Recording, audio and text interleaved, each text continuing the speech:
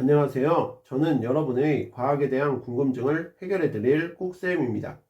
오늘은 중학교 3학년 과학 8강 일과 에너지에 대해 공부해 보겠습니다. 일상생활에서의 일이 무엇을 만들거나 이루기 위해서 머리로 생각하거나 몸을 움직이는 인간의 활동을 의미한다면, 과학에서는 물체의 힘을 작용하여 물체를 힘의 방향으로 이동시키는 것을 일을 한다고 표현합니다. 과학에서의 일을 하지 않는 경우, 즉 일의 양이 0인 경우는 역기를 들고 가만히 서 있거나 벽을 힘껏 밀었으나 움직이지 않는 경우와 같이 이동거리가 0인 경우, 썰매를 타고 얼음 위를 일정한 속력으로 움직이거나 에어 테이블 위에 원판이 일정한 속력으로 움직이는 경우와 같이 물체에 작용한 힘이 0인 경우, 가방을 들고 수평 방향으로 걷는 것 같이 물체에 작용한 힘의 방향과 이동 방향이 수직인 경우, 이렇게 세 가지가 있는데, 이 중 힘의 방향과 이동 방향이 수직일 때 한 일의 양이 0인 까닭은 물체에 작용한 힘의 방향으로 이동한 거리가 0이므로 물체에 작용한 힘이 한 일의 양이 0이 되기 때문입니다. 물체가 한 일의 양 W는 물체에 작용한 힘의 크기 F와 힘의 방향으로 이동한 거리 S의 곱으로 나타낼 수 있는데, 이때 이동거리는 힘이 작용한 방향으로의 이동거리만을 의미한다는 점 기억하세요. 일의 양은 물체를 들어 올릴 때 한 일, 즉 중력에 대하여 한 일과 물체가 자유 낙하할 때 한 일, 즉 중력이 한 일로 나누어 생각해 볼 수 있는데, 이 중 중력에 대하여 한 일은 물체를 일정한 속력으로 들어 올릴 때 힘의 크기는 물체의 무게와 같고, 무게는 물체에 작용하는 중력의 크기로 지표면에서 질량이 1kg인 물체의 무게는 9.8N이 됩니다. 이때 일의 양은 물체의 무게 곱하기 들어 올린 높이로 계산할 수 있고요. 물체가 자유 낙하할 때 한 일은 떨어지는 물체에는 중력이 작용하므로 일의 양은 물체에 작용하는 중력 곱하기 낙하한 거리로 구할 수 있는데, 질량이 m인 물체가 높이 h만큼 자유 낙하하였을 때 중력이 한 일은 9.8mh가 되는 것이죠. 일의 단위는 줄을 사용하는데, 1줄은 1N의 힘이 작용하여 물체가 힘의 방향으로 1m 이동했을 때 한 일의 양을 의미합니다. 다음으로 일과 에너지의 관계에 대해 알아볼까요? 에너지는 일을 할 수 있는 능력을 말하는데, 에너지는 일로 전환될 수 있고 일은 에너지로 전환될 수 있습니다. 따라서 물체가 한 일의 양으로 물체가 가지고 있던 에너지의 크기를 측정할 수 있는 것이죠. 예를 들어 추를 들어 올리는 일을 하면 중력에 대해 한 일이 추의 에너지로 전환되어 추는 에너지를 가지게 되고, 추를 떨어뜨리면 추의 에너지가 중력이 한 일로 전환되어 추는 떨어지면서 말뚝을 박는 일을 하는데, 이를 통해 우리는 물체에 일을 하면 한 일의 양만큼 물체의 에너지는 증가하고, 물체가 외부에 일을 하면 한 일의 양만큼 물체의 에너지는 감소한다. 즉 에너지와 일은 서로 전환된다는 점을 알 수 있게 됩니다. 에너지의 단위도 일의 단위와 같이 줄을 사용하고요.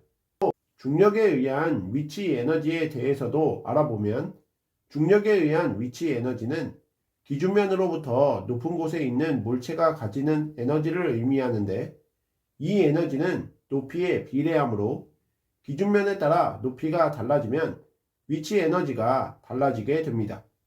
즉 그림에서 지면을 기준으로 할 때는 위치 에너지가 9.8mh이고 책상면을 기준으로 할 때는 0이 되게 되죠. 중력에 의한 위치 에너지는 질량과 높이에 각각 비례하는데, 추의 높이가 일정할 때 말뚝이 밀려난 거리는 추의 질량에 비례하고, 질량이 일정할 때 말뚝이 밀려난 거리는 추의 높이에 비례하게 됩니다. 운동 에너지에 대해서도 잘 알아두셔야 하는데, 운동 에너지는 운동하는 물체가 가지는 에너지로 2분의 1 곱하기 질량 곱하기 속력의 제곱으로 구할 수 있고, 질량과 속력의 제곱에 각각 비례합니다.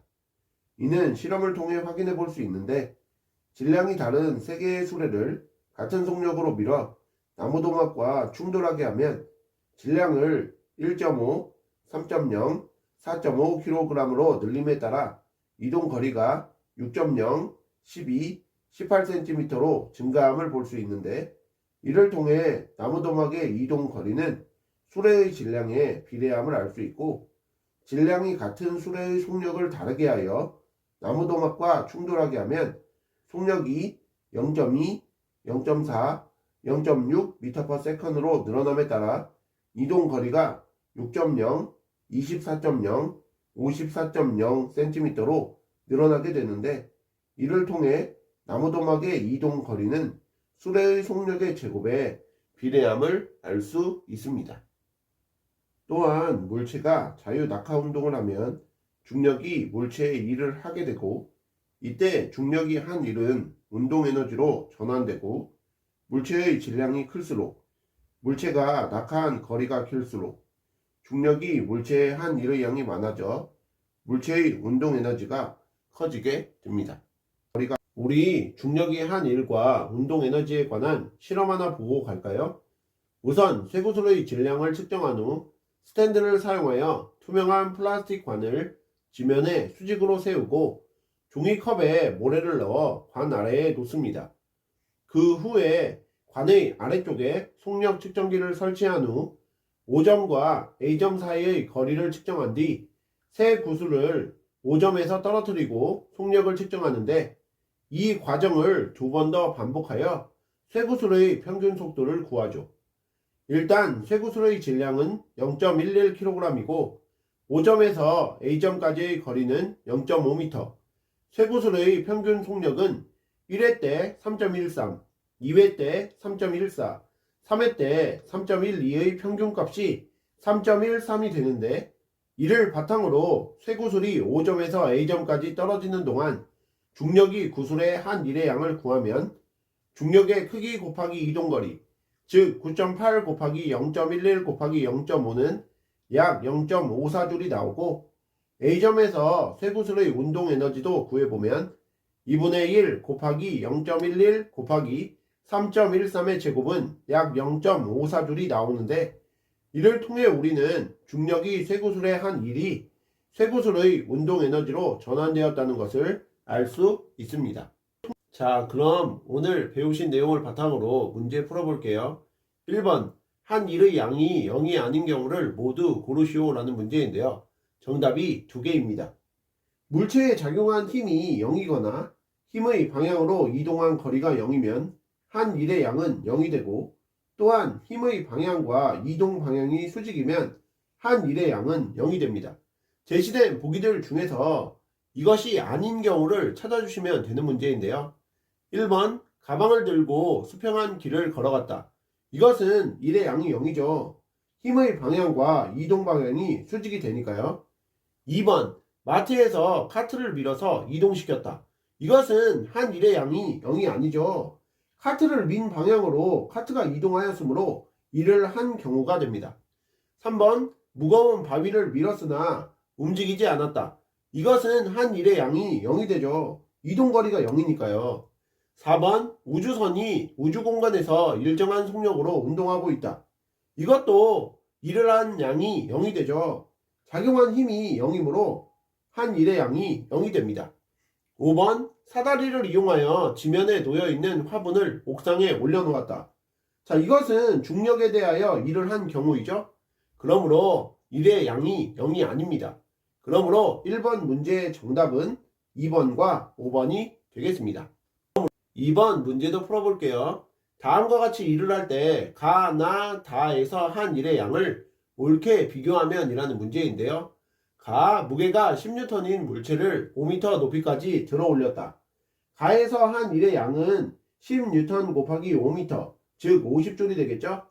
나, 질량이 5kg인 물체를 들고 계단을 따라 2m 높이까지 올라갔다. 나에서 한 일의 양은 9.8 곱하기 5N 곱하기 2m, 즉 98줄이 됩니다. 다 질량이 10kg인 물체를 들고 수평 방향으로 천천히 10m를 걸어갔다. 다에서는 힘의 방향과 이동 방향이 수직이므로 한 일의 양이 0이 되죠. 그러므로 다가 가장 적고 그 다음이 가, 그 다음이 나이므로 다, 가, 나 순으로 커진다가 정답이 되겠습니다. 3번 문제도 풀어볼게요. 오른쪽 그림과 같이 용수철 저울에 필통을 매달았더니 용수철 저울의 눈금이 15N을 가리켰다. 이 필통을 50cm 들어 올렸을 때에 대한 설명으로 옳은 것을 보기에서 모두 고른 것은? 이라는 문제인데요. 보기 기억, 필통을 들어 올리는 일의 양은 7.5줄이다. 필통을 들어 올리는 일의 양은 필통의 무게 곱하기 들어 올린 높이를 구하면 되므로 15N 곱하기 0.5m는 7.5줄이 맞죠? 그러므로 기억은 맞고요. 니은 필통을 들어 올리는 동안 중력이 필통에 일을 한다. 이것은 잘못된 표현이죠.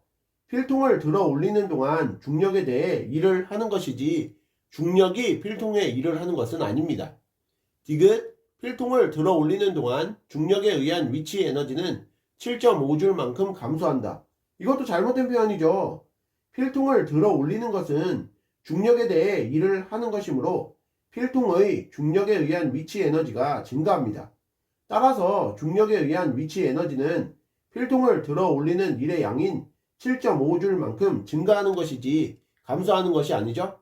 그러므로 3번 문제에 대한 정답은 기억만 되겠습니다. 4번 문제도 풀어볼게요. 그림과 같이 물체 A에서 F가 놓여 있다. 지면을 기준으로 할 때 중력에 의한 위치 에너지가 같은 물체끼리 옳게 짝지은 것을 모두 고르면 이라는 문제인데요. 정답이 두 개입니다. 중력에 의한 위치 에너지는 질량과 높이에 각각 비례하죠. 자, 이를 바탕으로 각 물체의 위치 에너지를 구해보면 A는 1 곱하기 1로 1, B는 3 곱하기 1로 3, C는 0.5 곱하기 2로 1, D는 2 곱하기 2로 4, E는 1 곱하기 3으로 3, F는 2 곱하기 3으로 6이 됩니다. 따라서 A와 C, B와 E의 위치 에너지가 같겠죠? 그러므로 정답은 1번과 3번이 되겠습니다. 오늘의 마지막 5번 문제도 풀어볼게요. 오른쪽 그림과 같이 질량이 0.1kg인 공이 자유낙하하고 있다. A 지점에서의 속력은 10m/s였고 B 지점에서의 속력은 20m/s였다. 이에 대한 설명으로 옳은 것을 보기에서 모두 고르면 이라는 문제인데요. 보기 기억, 중력에 의한 위치 에너지는 A 지점에서가 B 지점에서보다 크다. 자, 이것은 맞는 표현이죠. 중력에 의한 위치 에너지는 물체의 높이에 비례하므로 A 지점에서가 B 지점에서보다 큽니다. 니은 B 지점에서 공의 운동 에너지는 A 지점에서의 공의 운동 에너지의 4배이다. 이것도 옳은 표현이죠. B 지점에서 공의 속력은 A 지점에서의 속력의 2배이고 운동 에너지는 속력의 제곱에 비례합니다. 따라서 B 지점에서 공의 운동 에너지는 A 지점에서의 4배가 되겠죠? 디귿 공이 자유낙하 운동하는 동안 중력이 공에 일을 하며 위치 에너지로 변환된다. 이것은 잘못된 표현입니다.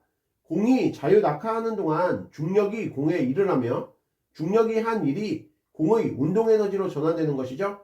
따라서 공의 운동 에너지가 증가하게 됩니다. 그러므로 5번 문제의 정답은 기역과 니은이 되겠습니다.